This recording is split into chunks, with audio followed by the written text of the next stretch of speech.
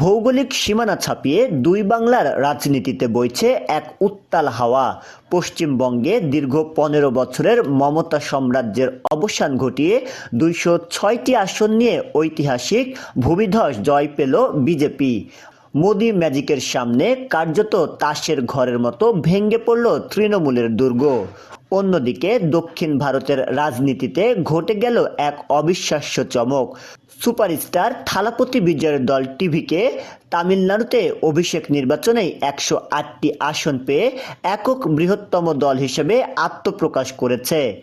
দ্রাভিডিয়ান রাজনীতির কয়েক দশকের আধিপত্যে এবারে এক বড় ধাক্কা। কেন এই খবরটি আপনার টাইমলাইনে ট্রেন্ডিং?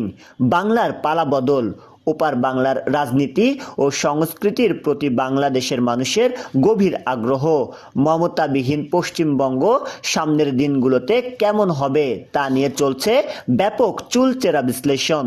সিনেমেটিক এন্ট্রি, রূপালী পর্দার নায়ক থেকে রাজনীতির নায়ক, বিজয় কি পারবেন তামিলনাড়ুকে নতুন পথ দেখাতে? এই কৌতূহল এখন তুঙ্গে। অভিবাসন ও নীতি, বিজেপি ক্ষমতায় আসায় দুই দেশের সীমান্তবর্তী সম্পর্ক এবং অভিবাসন নীতিতে কি পরিবর্তন আসবে তা নিয়ে বাংলাদেশের নেটিজেনদের মধ্যে চলছে তুমুল বিতর্ক।